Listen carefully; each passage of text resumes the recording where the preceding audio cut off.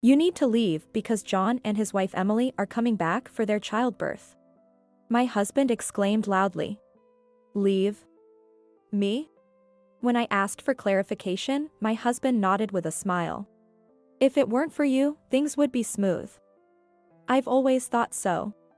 I really despise people who always argue with their so-called logical reasoning. There are plenty of other women out there. Just because we've been together for a long time doesn't mean we have to stay together forever. It was my husband who made this bold statement. Whatever troubles he may face in the future, it's no longer my concern. He might think he can just sleep it off and forget, but not this time. He should take responsibility for his words. My name is Margaret, and I'm 55 years old. Currently, I live with my husband, Michael, just the two of us. Michael is 60 years old, 5 years my senior. He recently retired. He seemed pleased, saying, maybe I'll take it easy from now on and enjoy some fishing as a hobby. Meanwhile, I run a small but successful apparel business, which is doing quite well, thankfully. The reason we can afford an apartment with a bit higher rent is thanks to this business. Michael used to be supportive, but things changed after his retirement. First, his daily routine changed. Now that he's retired and always at home, he has many days with no plans. As a result, he started to lead a more lax lifestyle, with an increase in days spent lounging around. He would stay up late watching TV or sleep past noon. If it's occasionally, that's fine.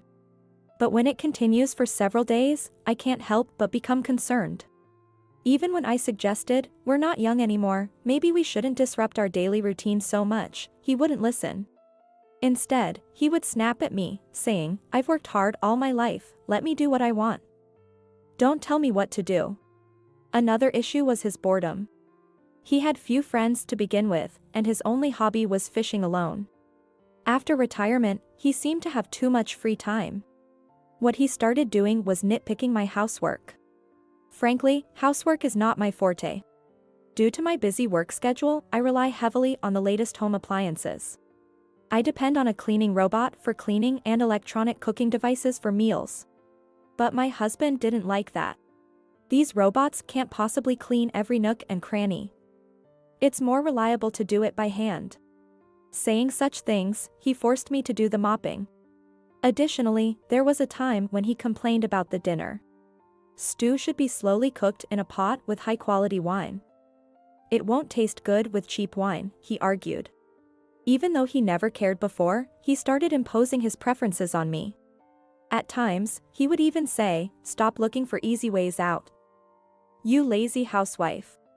I would consider his requests if I had the time. But I'm too busy with work to have such leisure time. After all, if he's retired and has free time, he could do it himself. When I pointed this out, he got furious and said, just because you're working, don't get too full of yourself. I couldn't help but understand why some people opt for a divorce later in life. Still, I endured, thinking of all the hard work we've put in over the years. But then something happened that made him even more unbearable. That something was the pregnancy of our son's wife. Our only son, John. He and his wife, Emily, announced that she was pregnant. Actually, John and I are not blood related. He is Michael's child from a previous marriage. Michael and I remarried when John was about 10 years old. Upon hearing the pregnancy news, Michael was ecstatic. Our first grandchild. Yes, it's exciting. I was happy too, but Michael's joy was extraordinary. I think he was experiencing what you might call an overenthusiastic grandparent. That's why things turned out the way they did. The main reason why he was so excited about the pregnancy announcement was probably because Emily said she wanted to come stay with us for her delivery. Emily was raised in a single-parent household. She turned to us this time because her mom is too busy with work and couldn't accommodate her. Michael was all too eager to help. I want to welcome the baby in the best possible conditions. With that, he started preparing. That was fine in itself, but for some reason, he insisted that I be involved in everything. The crib should be this one. Just in case, get all types of baby formula. Oh, and we need to stock up on diapers too. He would just give orders arrogantly. But I was busy with work and household chores. Even when I managed to find time to prepare amidst my busy schedule, I often received complaints that it wasn't right. Not like that. I told you, that's not what I meant. Hey, enough is enough. I get that you're excited, but if that's the case, do it yourself. Stop relying on me for everything. He must have never imagined I would stand up to him like that. He was stunned into silence. Our first grandchild, you know? And you say such distant things. I see, it's because you're not related by blood to John. You don't find him dear. Do you? That's not it at all. Don't say such terrible things. You're just going too far. I thought Emily wouldn't want to come if she knew you were doing all this. It doesn't seem like a relaxing environment. Michael tried to retort but couldn't find the right words. He clenched his back teeth in frustration and went into his room. I shouldn't have said that much. It was just that he was too enthusiastic, and I ended up saying too much because I was being stubborn too. And to be spoken of John in such a manner was shocking to me as well. I do want John and Emily to feel relaxed. That's exactly why I had to stop Michael's reckless behavior. I wanted to make amends with him afterward, but he wouldn't come out of his room. With no other choice, I said through the door, "I'm sorry about yesterday. I'm off to work now," and left for work. That day, I had many troubles at work and returned home much later than expected. At this rate, dinner would be late. What should I make? Thinking about this on my way home, I found Michael already sitting at the dining table, waiting. "I'm home. Sorry for being late. I'll make dinner as quickly as I can." There was no response from him. I moved around busily, trying to make dinner in a hurry. Michael just sat there, watching me, as if to pressure me. If he's going to be home anyway, he could at least make dinner. At the very least, he doesn't need to rush me like this. Finally, I managed to prepare grilled chicken and placed it on the table. "Sorry to keep you waiting. Let's eat." Without a word, he immediately started devouring the grilled chicken. "Were you that hungry?" I also took my seat and began eating the grilled chicken with my fork. Before I was halfway through my meal, he had finished eating. After finishing, he sat up straight and looked at me. "What?" I asked, and he replied in a low voice. "You're always about work, work, work, neglecting the household chores." "What?" His unexpected words almost made me drop my fork. "What are you talking about? I'm not neglecting anything. Don't play dumb. Like today, for example. Just grilled chicken, no salad, no soup? That's unacceptable. Indeed, I usually serve salad and soup with meals. But it wasn't out of laziness today." He was watching me so intently, as if hurrying me, that I thought he wanted to eat quickly, so I hurried things along. Even though I explained this, he seemed unconvinced. "It's not just that. You negate everything I say or do. You must be looking down on me because I'm retired now. You think you're better because you're working. That's not true at all." No matter how many times I denied it, he wouldn't be convinced. I was getting increasingly frustrated. Let's stop this. This fruitless argument. John and Emily will be visiting soon, and I don't want to greet them in such a negative atmosphere. At this, Michael smirked. "Yeah, that's right. I've been thinking the same. That's why I've come up with a great solution." "A great solution?" As I tilted my head, he loudly said. "John and Emily are coming back for their childbirth, so you need to leave." "What?" It seemed unbelievable, but he wasn't joking. "Leave? Me?" When I asked again, he nodded with a smile. "I think things will go smoothly if you're not around." "I've always thought so. I really despise people like you who always argue with their so-called logical reasoning. There are plenty of other women out there." I was shocked. After decades of marriage, to hear such words. Michael seemed to be getting carried away, his words flowing non-stop. From his mouth poured a stream of complaints directed at me. "First of all, you lack respect for me, the head of the household. Always complaining instead of just listening quietly." "Complaining? I respect your wishes as much as I can. But it's you who keeps making unreasonable demands. Besides, Ah. shut up, shut up. I hate the way you talk. So arrogant, talking down to me. Just be quiet and leave. I don't even want to see your face. Michael slammed the table with force. At this point, it was clear that nothing I said would make a difference.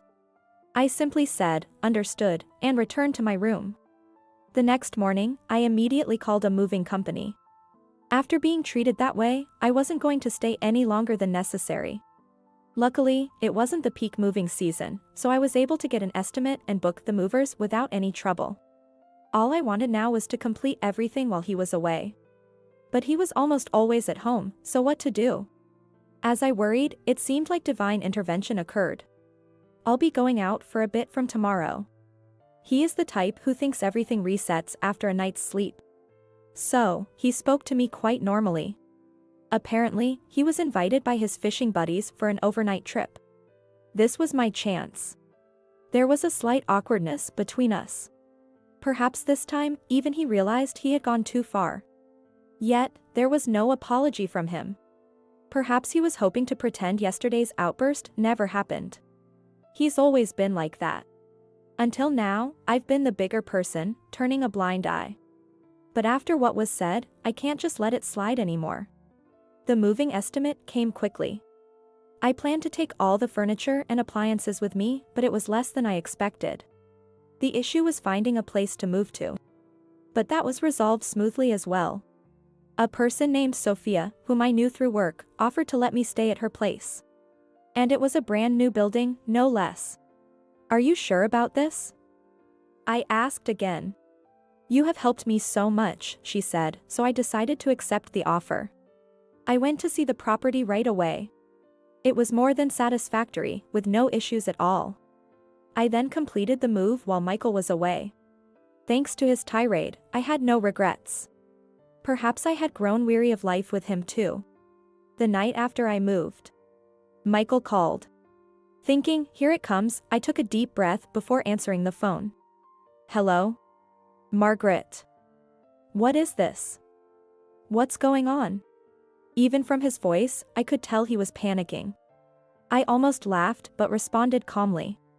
What do you mean? The house, it's empty. What's happened here? Oh. You told me to leave, so I did just that. I took everything, from the latest appliances to my favorite dining table. I just told you to leave, not to take everything from the house. That's crazy. What? It would be crazy to leave them behind. I bought all those things with my own money. You said they weren't necessary and didn't contribute a cent. He fell silent, but after a moment, he managed to say, as if squeezing the words out. Well, it's fine. John and Emily are coming tomorrow. We'll manage without the furniture. Imagine their surprise when they see that room. Good. Then it worked out perfectly. Say hi to John and Emily for me. There was no point in continuing the conversation. I hung up quickly. There was another significant matter, but since he hadn't noticed, I didn't mention it. The next day, John called to say, we're almost there. Didn't he tell you? I've left the house.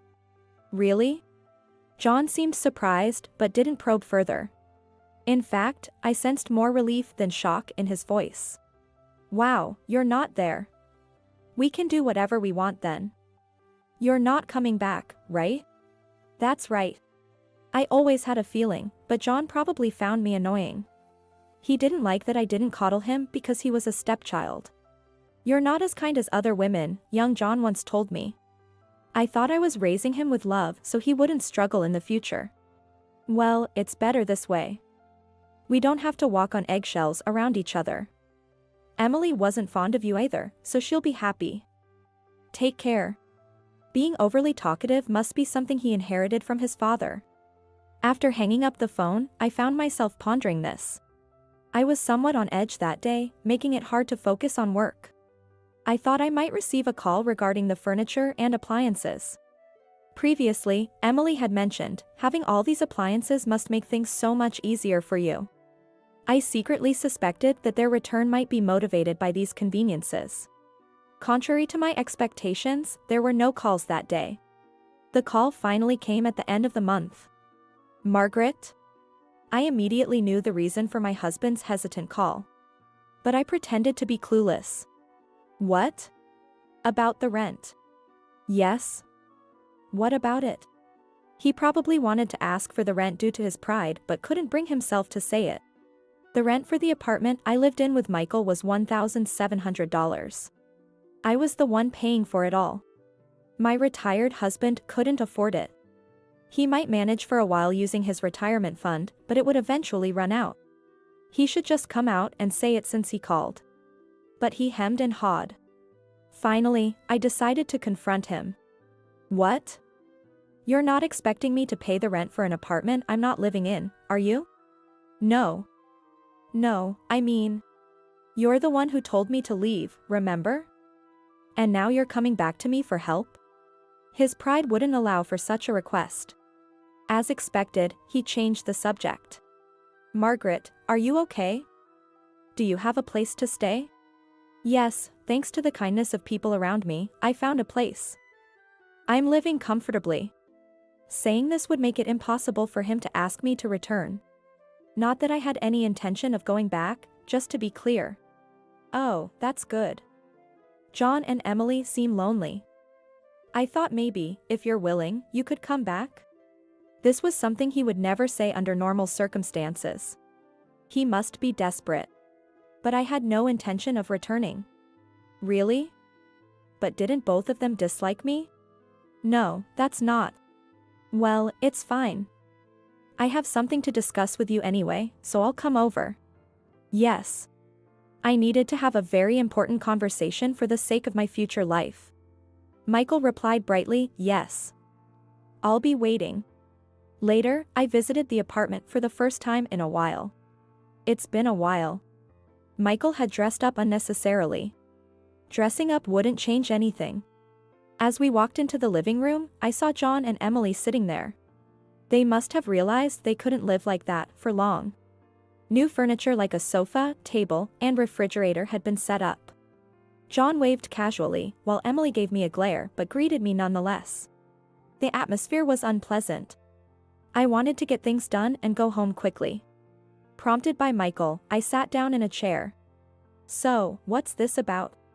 Grateful that he broached the topic first, I decided to proceed with the conversation. It's about this. I think it's best to handle these matters promptly and properly. Upon seeing what I handed him, his face turned pale instantly. You're planning to divorce me? He was trembling as he looked at the divorce papers I had filled out. Yes. Ever since you told me to leave, I've been planning to do just that. Did you really think I wouldn't take you seriously? Michael fell silent. It was probably spot on. When his emotions flare up, he tends to blurt out whatever is on his mind at that moment. This habit of not thinking about the consequences has reportedly caused him trouble at work multiple times. I don't want to see your face. There are other women out there. What else was it? Anyway, after being showered with every conceivable insult, I couldn't see a future with you anymore. He probably remembers saying those things, even if he didn't think them through. Michael's head remained lowered, sweating profusely. Yeah, I said it. But that wasn't. I mean, it wasn't what I really meant. You can say such things without meaning them? I'm appalled. Well, it doesn't matter to me anymore. I was shocked. I can't do this anymore. That's all. Looking directly at him, our eyes met. He immediately flinched and averted his gaze from mine. Won't you reconsider? We've come so far together. After all we've been through, to be told such things, it's impossible. I can't be with you anymore. As I stated my position firmly, he let out a long sigh. The silence was so intense it was almost painful. Unexpectedly, it was Emily who broke that silence. Excuse me. The one who's being most inconvenienced here is me. Turning towards Emily, I tilted my head, and she glared at me with eyes full of resentment. What do you mean? I thought it would be perfect here, with you around, a clean house, and all the latest appliances. I came here expecting to be fully taken care of. And now, to be caught up in this marital dispute, it's a huge nuisance. Emily let out an even bigger sigh than Michael had earlier. She was angry with me because she had expected a pampered princess life here, but it didn't turn out as she had hoped. It was a complete misunderstanding. If she's unhappy, she can leave, go back to her parents' house, or anywhere else. Her decision to stay here is her own. When I conveyed this, Emily's face turned bright red with anger. What? How dare you speak to me like that? After I went out of my way to come here. I never asked you to come. Emily looked like she was about to scream. Her breaths were heavy and rapid. But that's ridiculous. I told my hopes to Michael, and you have no idea how much I was looking forward to this. And now this, it's too much. Finally, Emily burst into tears. John was beside her, trying to console her. But this made things a bit clearer for me. Michael's excessive enthusiasm for his grandchild was likely fueled by Emily's expectations. Being relied on and flattered probably went to his head, making him act like he was on top of the world. However, that doesn't change anything. Emily was too upset to have a coherent conversation, and Michael was still frozen in place, sweating. Staying here any longer was pointless. There's no use in me staying any longer. I'm going home. We'll settle the divorce through a lawyer. As I stood up, it was John's turn to shout. Running away, you coward. Not taking any responsibility and just stirring things up. I was shocked by the sheer unreasonableness. It was a classic case of blaming the victim. I approached John and stood by his side. Since he was sitting close to Emily, I ended up looking down on him. What do you want? How old do you think you are? What? I'm 35, but... I took a deep breath and glared at John sharply. So? What responsibility do you think I have? To take care of a 35-year-old boy and his wife? Or maybe the responsibility to take care of a 60-year-old dad? John was gaping, at a loss for words. I couldn't stop myself anymore. All of you are adults. Enough is enough. Who's been stirring things up? Despite my best intentions to keep the peace. You've been using me like a stepping stone. You can't expect me to always smile and comply. Hey, calm down, Mom. Don't act like a child now. I had shouted so much that I was out of breath. I took a deep breath to steady myself. At least. John, I've always cared for you. I tried to raise you as my own child. But if that didn't come across, that's my fault. John started to say something but then fell silent. I quickly grabbed my things and left the room hastily. No one followed me out. Afterward, my husband agreed to the divorce quite easily. We decided on no alimony for either side. He said he couldn't afford the apartment's rent and would move out. Michael, who had never done any housework before. Living alone from now on will likely be a significant challenge for him. In a letter passed through the lawyer, written in the familiar handwriting of my ex-husband, it said, "Thank you for everything." He even suggested getting back together, but I firmly refused, and he seemed quite dejected. John and Emily decided to move to Emily's parents' house for their delivery. Emily was reluctant, but John convinced her. After the divorce, John called me once. "I'm sorry for everything. I'll try to be a parent like you," he said, sounding embarrassed. Perhaps John hadn't disliked me as much as I thought, maybe he just couldn't express himself honestly. I ended up buying the new house I was renting and still live there. Work is going well. I was a bit tired right after the divorce, but now I feel refreshed. The relief of not having to take care of anyone is immensely liberating. I don't know how many more years I can work, but I plan to do my best as long as I can. Of course, I'll enjoy my personal life too. And in my heart, I secretly wish for John's happiness.